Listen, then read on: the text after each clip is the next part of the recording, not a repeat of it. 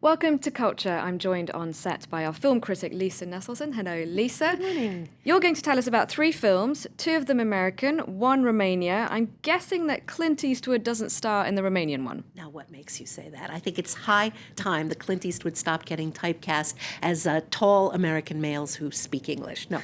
Clint not only got more attention than Mitt Romney at Mitt Romney's own nominating convention, but the new film, the new film Trouble with the Curve, which he produced but did not direct, shows how he's actually contributing to the problem of high unemployment among young people in the U.S. And why is that? Well, that's because Eastwood plays Gus Lobel, and he's still employed as a baseball scout at his age. Of course, he's got a near-invincible flair for spotting raw young talent, but he's also got eye problems, which have him tripping over the furniture in his own home. In this clip, Gus and his daughter exchange some information that it would have been really useful for the two of them to know earlier in their lives. Let's watch. You don't even like baseball. I love baseball. You know I love it. I never even wanted to be a lawyer. I did that for you so that you would be happy with me and that you would approve of me and then maybe you'd keep me around. I did what I thought was right. I just didn't want you to have life in the cheap seats, that's all. They were the cheap seats. Spending every waking moment with my dad watching baseball, eating food that was no good for me, playing pool, staying up too late. Those were the best seats in the house until you sent me away. Well, I was just doing the best I know how. So, Lisa, how do you go about scouting talent? Well, I'll tell you what he doesn't do. He doesn't use a computer. He uses decades of accrued experience and instinct. I like just about everything about this movie, including the performance by Amy Adams, who we just saw as his daughter, and Justin Timberlake as a rival baseball scout. But I especially like its eloquent regard for analog skills in a digital world. And, of course, intolerant and impatient crankiness, which Eastwood did to perfection in Gran Torino and does a variation on here. Well, that doesn't require a computer. Gus does get Spam, but it's the brand name mystery meat in a can that he eats for breakfast, and I'm not making that up. I had to take your word for it, Lisa. All right, now finding talented baseball pitchers and batters is difficult, but another film out today in France presents something that may be even harder and certainly more dangerous. Well, yes, it's extra difficult to exorcise the devil from a woman who is not actually possessed, which is a central problem in the 2.5-hour-long Romanian film Beyond the Hills. 2.5 hours long. Now, as a news presenter, I try to remain neutral, but that kind of description makes me think that maybe it's not as catching for viewers as perhaps something like James Bond.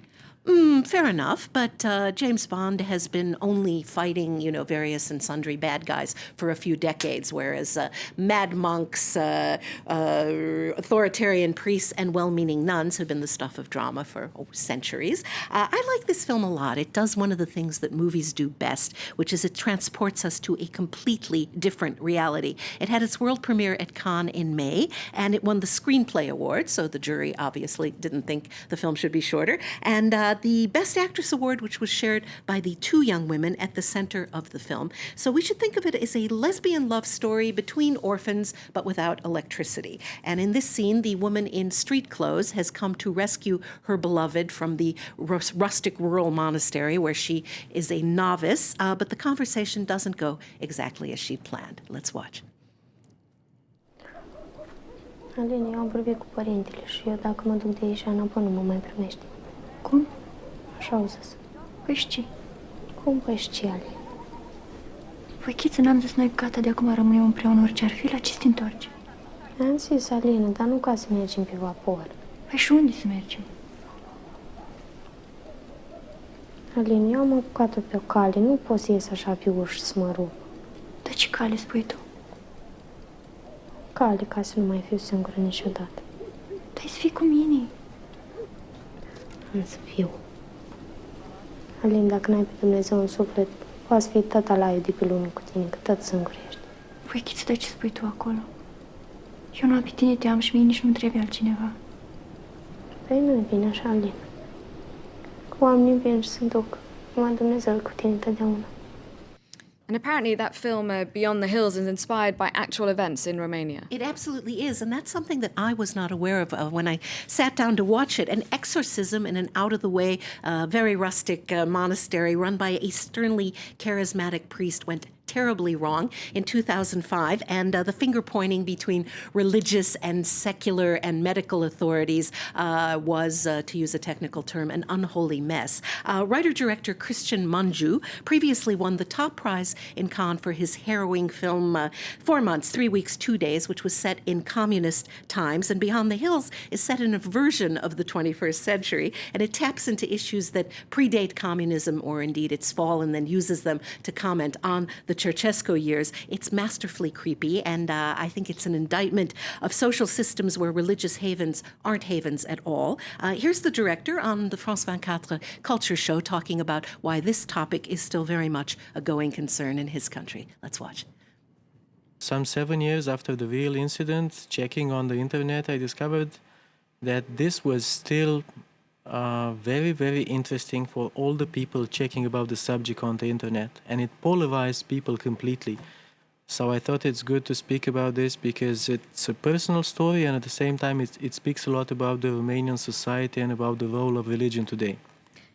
Now, it'll take a few decades to see if either of those films stand the test of time, but there is an American film being re-released today here in France that you think has earned its place in cinema history. Absolutely. Roman Polanski's 1974 film noir Chinatown is, and I don't say this often, a perfect movie. The cast, starting with Jack Nicholson and Faye Dunaway, yes, couldn't be better, and the intrigue is dark, dark, dark. Although the story is set in sunny Southern California, this is a movie for grown-ups. The themes, the production design. It's 1937, so the cars and the clothes are fab. The aura of power and being in over one's head, it's all splendid. So here's a snippet to whet your appetite. Detective Jake Gittes has a bandage on his nose because he's been a little too nosy. Let's watch. I think you better come with me. But why? There's nothing more to say. Will you get my car, please? Okay, go home. But in case you're interested, your husband was murdered.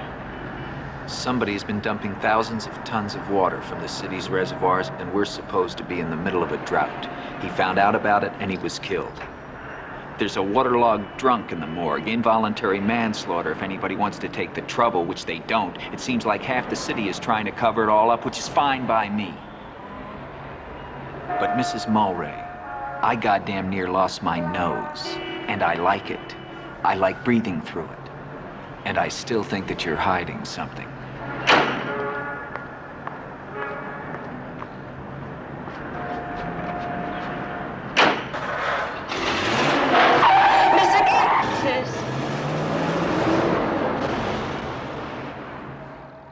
Now, movies change every Wednesday here in France, but apparently tonight is special for a different reason. That's right, because tonight at 6 p.m., versatile actress Diane Kruger will be joining Paris Mayor Bertrand Delanoë to inaugurate the special holiday lights up and down the Champs-Élysées. The so-called most beautiful avenue in the world boasts many movie screens, both on and off the main thoroughfare. So go to the movies after sundown, and you have until January 9th to look at the way 200 trees have been lit with 1.5 million little sparkly things. And interestingly, the official press release I received says they'll shine until January 9th, 2012, which means there's a time travel component here, or else somebody believes in the Mayan prophecy about the end of the world coming this December, which would really be a bummer because there are so many good movies that won't be coming here It would be until a bummer. next year. I think we'll be okay, Lisa. Thank you very much. Always a pleasure to see you, and thank you for watching. Stay tuned to France 24.